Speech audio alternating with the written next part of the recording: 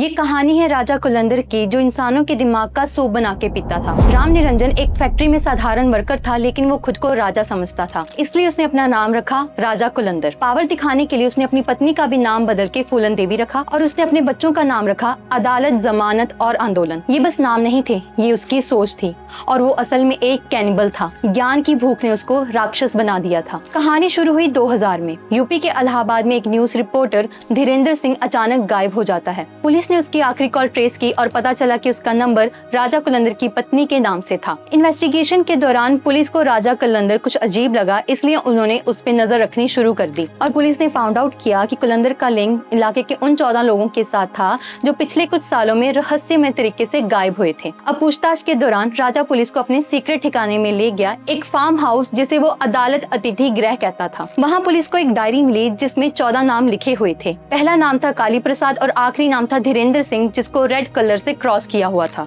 उनको एक एक करके काफी इंसानी खोपड़ियां मिली जिनको राजा ने कलर कर रखा था अपनी अचीवमेंट्स को आइडेंटिफाई करने के लिए, और वो उनसे बातें भी करता था। वो हमेशा समझदार और विद्वान लोगों को मारता था। पहले उनकी बॉडी से सर को अलग करता, बॉडी पार्ट्स को चॉप करता, उनका दिमाग निकालता और सबसे हैरान करने वाली बात, उनके दिमाग का सूप बना के पीता था। उसका कहना था कि ज्ञान दुनिया का सबसे बड़ा धन है। मैं विद्वान लोगों को मारता हूँ ताकि उनका दिमाग निकाल के उनका सूप पी सकूं। ऐसा करने से उनका सारा ज्ञान मेरे अंदर आ जाता है। धीरेन्द्र को राजा के सभी कत्लों के बारे में पता चल गया था, इसलिए वो अपने न्यूज़पेपर में एक आर्टिकल लिख के राजा को एक्सपोज करने वाला था। इसीलिए राजा ने अपने ब्रदर इन लॉ के साथ मिलकर 14 दिसंबर 2000 को उसका कत्ल कर दिया। नवंबर 2012 में इलाहाबाद कोर्ट ने राजा और उसके ब्रदर इन लॉ को उम्र कैद की सजा सुनाई और अब वो दोनों उन्नाव डिस्ट्रिक्ट जेल में अपनी सजा काट रहे हैं। राजा कुलंदर ये अक्सर कहता था कि मैं इनोसेंट हूँ, पुलिस ने मुझे जानबूझ के फंसाया है, मैं इलेक्शन लड़ना चाहता था इसलिए कॉन्स्पिरेसी हुई। लेकिन ये सवाल आज भी हॉन्ट करता है कि क्या ज्ञान पाने की भूख इतनी खतरनाक हो सकती है कि इंसान कैनिबल बन जाए।